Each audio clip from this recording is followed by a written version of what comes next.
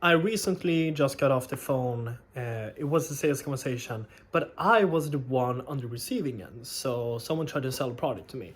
We're trying to sell a course, a pretty well-known brand here in Sweden, and I I wanted to make this video because I take these sales calls because there's always something that I can learn, something I can learn. I can I can help myself become a better salesman.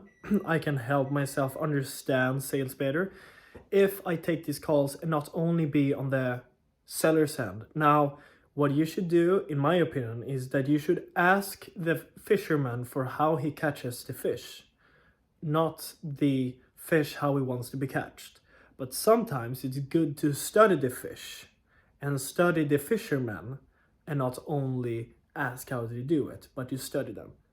That was a really weird. It sounded good in my head, but it didn't really sound good. But doing this, but anyways, what I've done actually is that I've set this principle that I always take a call, even though if I don't know who is calling. I always take a call, even though if I recognize that there's a seller, they're calling me.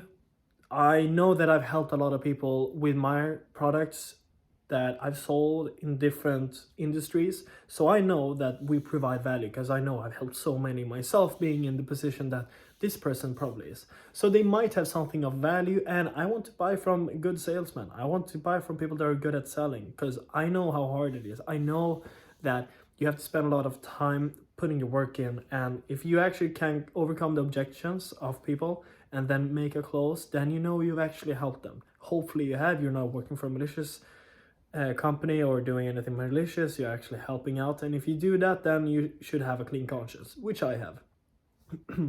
So during this call, I just recognized that by listening.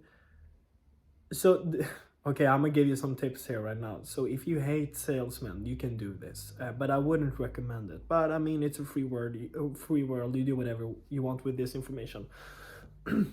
What I like to do is I like to be controlling the conversation. Now, as a seller, you have to be in control of the situation. You have to be in control of the direction of the discourse of the conversation. You need to be the one asking the questions. Now, sometimes you need to answer questions yourself, of course, but I believe being brief or adjusting to the receiver is the best. But sometimes it's better to be brief if you're unsure.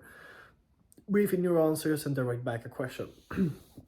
Now I'll replay what happened, or I don't have it on recording. I wish I did have it on recording, but what I basically did was answer the phone, hey, because I actually thought it was someone else. I gave my number to some people,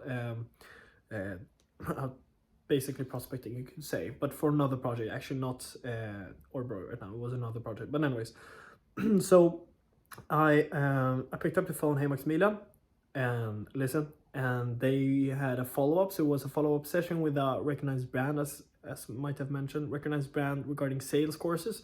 I'm not interested in that right now. I don't want to buy it. I want to focus on what I'm doing. I want to evaluate different alternatives and actually take a course in something else, but not sales training as in calling right now. That's not my focus, at least in my opinion. And but the thing is, even though if I had decided, I know that there might be actually something of interest to find from this conversation. I might learn something, or he might question something that I might need to question myself. So I let him do his thing. He asked his question, and I kind of heard instantly that this is a newbie, so I gave him a chance. I was hard on him, but I wasn't, you know, I wasn't an asshole.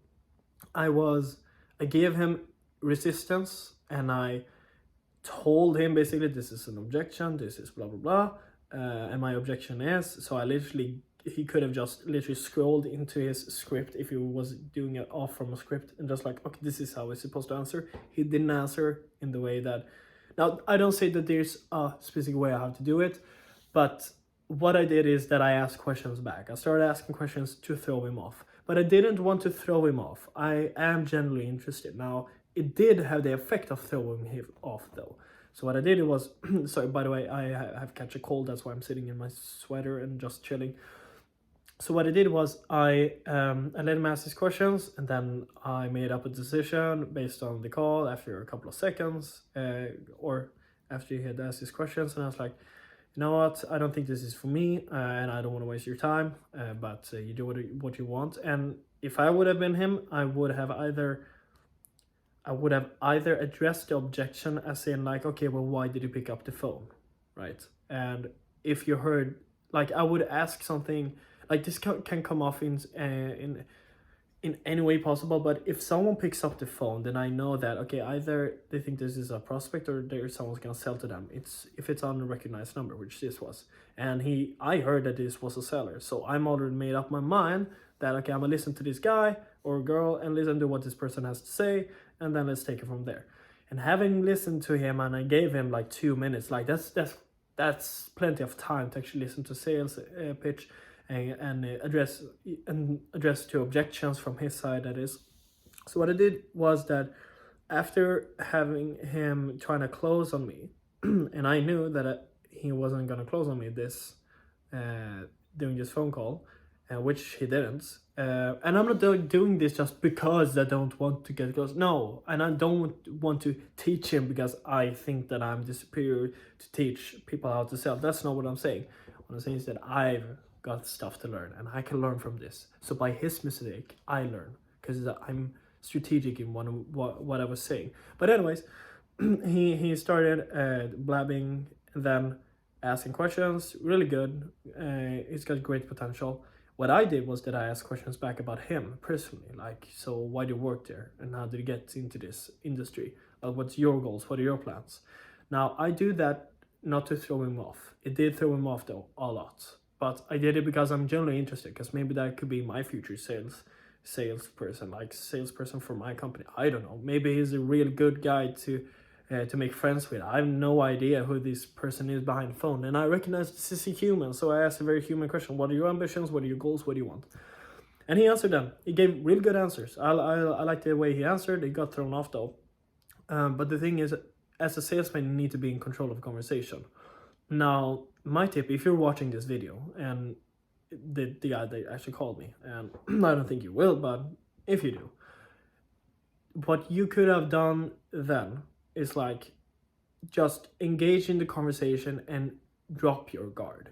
Because I want to get to know you. Like, I want to buy from good sellers, but that also means that I want to get to know the person that I'm buying from.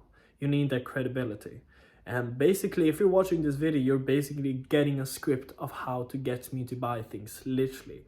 You need authority, you need to make a clear value statement, you need to show that you understand my pains and show that you understand me. And then you need to address that, and in the language that you speak, adapt. You need to use value words that I use, and then show that you actually can provide value, because then I would have bought. But most likely not this, because sometimes there are things that comes in the way, and I know as a salesman that some things just comes in the way, as in it's not right with the life situation right now. As it is for me, it's not right for me. I don't want to buy right now because I got a lot of other things that I want to buy, and I can't spend too much money, and I absolutely cannot spend too much time doing things, just taking courses. To me, it's more important to actually work, and then I'm taking some courses on the side. But anyways, so having the conversation on your side and being the one asking questions and having control of the conversation is the most important part if you're actually selling. If you're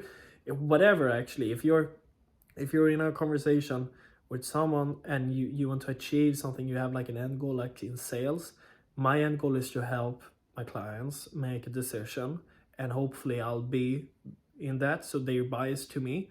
But in the end, if I provide value, as in helping them, and they choose a competitor that actually provides more value for some reason, well, then that's good for them. Because I think there's multiple companies that serves different purposes, and different people in different companies that serve different purposes for different clients. So I think there's a chunk for everyone.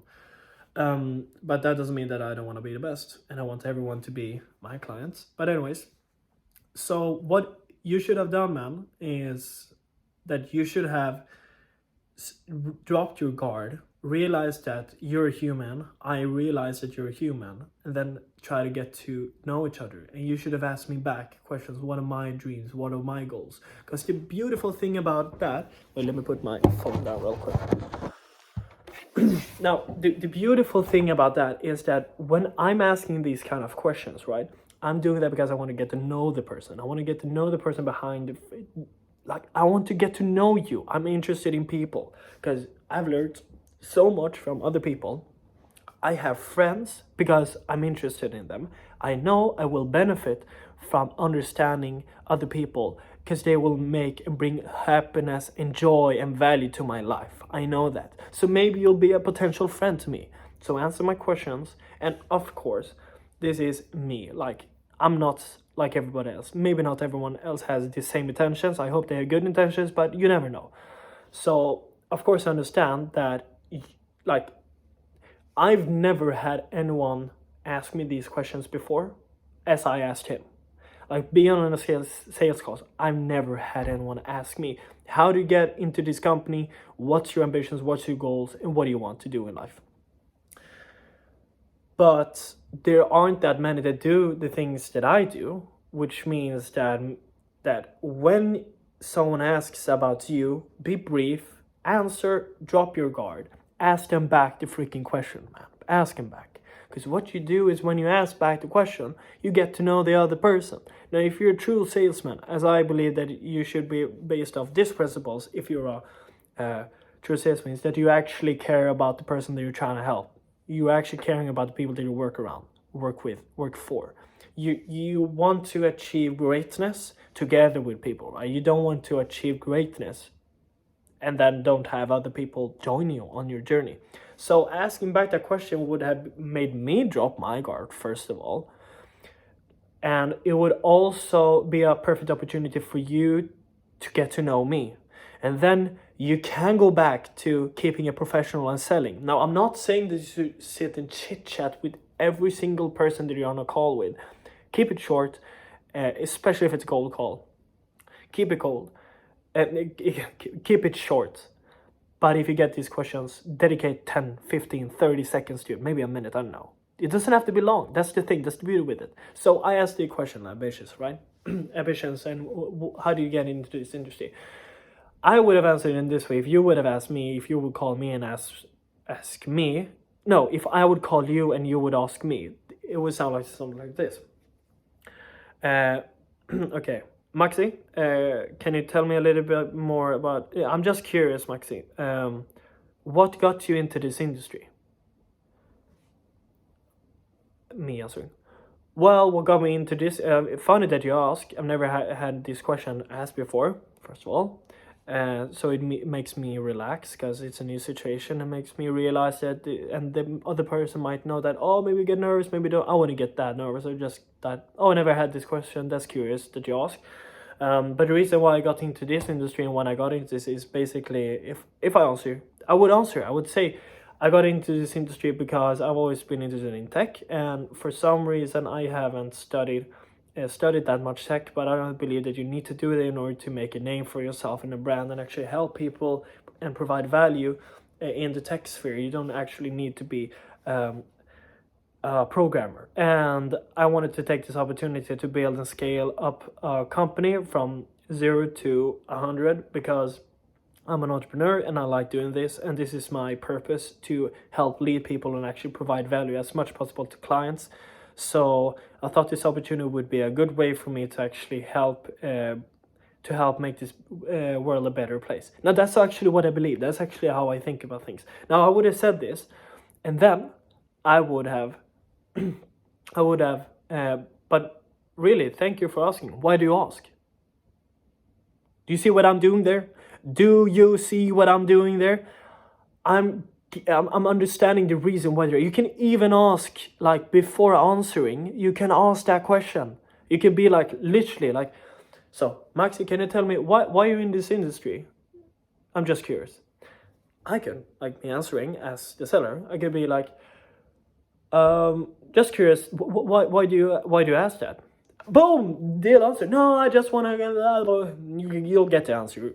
You'll have something responded back to you, and then you can base off that. Oh, I want to get to know you better. Okay, I understand. He wants to get to know me better, probably because he wants to get to know me before making a sale. Maybe he's that kind of person, that kind of buyer persona. Or maybe he just wants to deflect the conversation and talk about something else. He doesn't want to talk to you and actually is bored. You never actually know what's going on, but you'll probably get some trace in that answer that you can hook onto and then continue the professional sales conversation that you're having. So I would have been like, either ask, why do you ask? Like I do that a lot of times. Like, they're just curious, why do you ask that question? And they answer. If they don't, if they're like, no, I'm just curious, I just want to know, I use curious a lot. You'll have to make a counter for something like boom, boom, boom. And maybe I'd say, okay, I'll give the answer that I gave you. And then I'll say, but what about you? What are your ambitions and goals? Now, when I've done that, I've directed back the power to me. I'm in control of the situation because I respond, but then I ask the questions. Now, I ask the questions because I want to be in control of the conversation.